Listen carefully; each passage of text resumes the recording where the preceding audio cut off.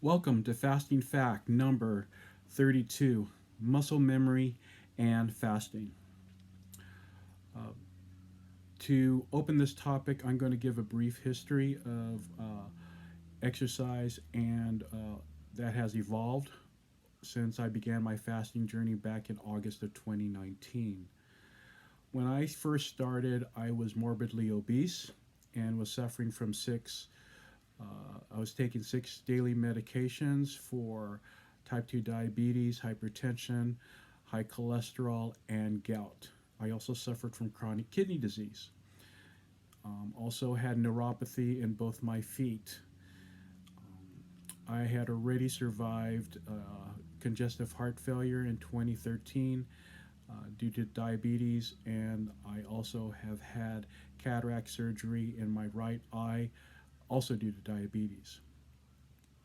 So when I began my fasting journey, about all I could manage in terms of exercise was a daily 1 mile walk.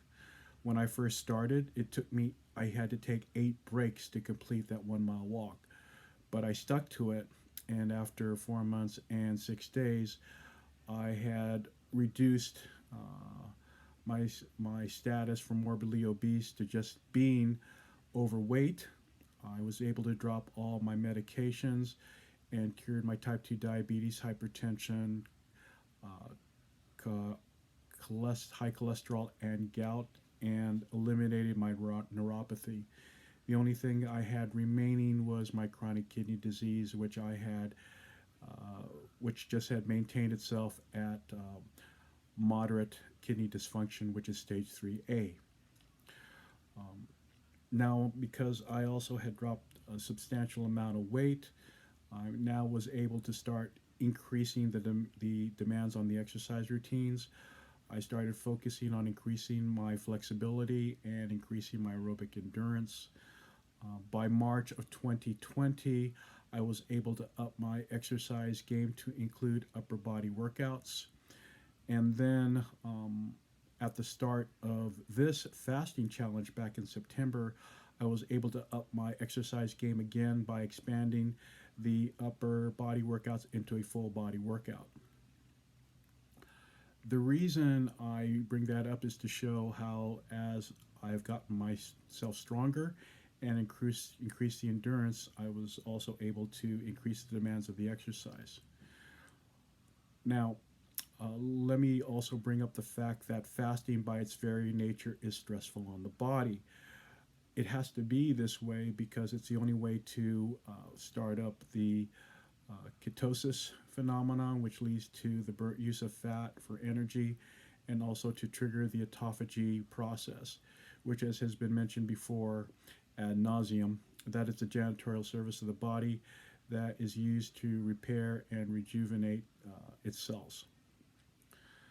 So now, with all that information, the reason that I'm talking about muscle memory and exercise during an extended fast is because of the recent development I had in a current fasting challenge that I'm doing, in that I had overstressed the body um, yesterday before this recording, and as a result, I had to break a fast and start all over with the beginning of the 3 day transition period from glucose to ketosis, halting fat burning.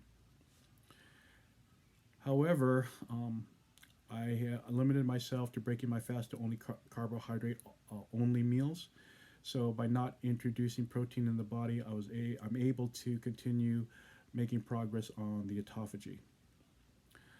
So the reason I bring this up is again providing context that to keep this happening from happening again, from overstressing the body, I am reducing the tougher workouts in my current workout schedule for this fast.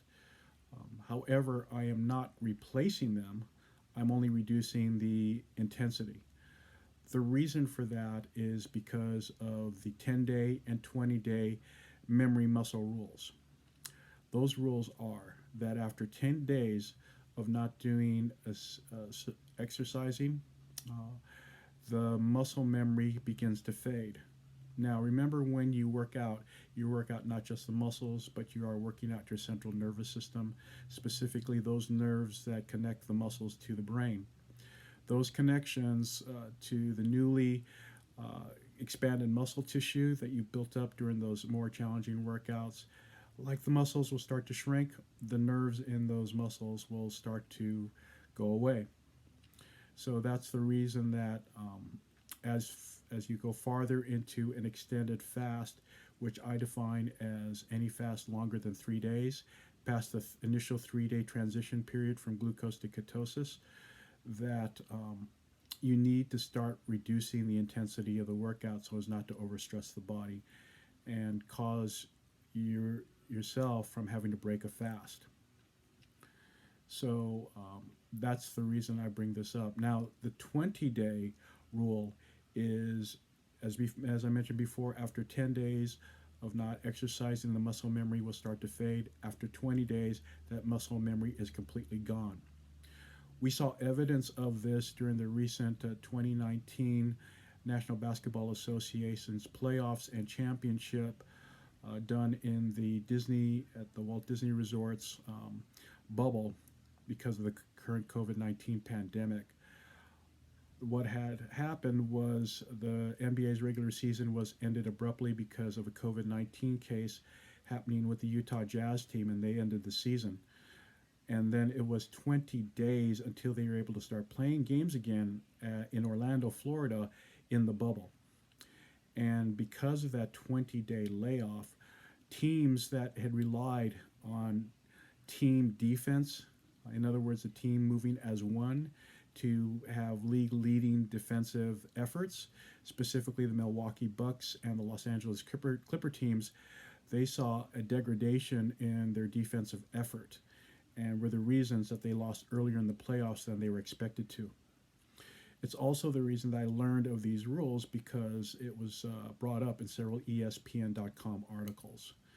So if you are planning on working out, number one, you need to understand that the deeper you go into an extended fast, the more you'll probably have to start reducing the intensity of your more challenging workouts.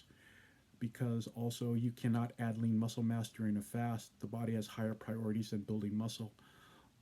And if you do too much, you will stress the body out and may cause you to fail at a fast. So that pretty much covers today's topic. Thank you for watching the video. I hope you like it and subscribe. And please share this video with people who could use the information.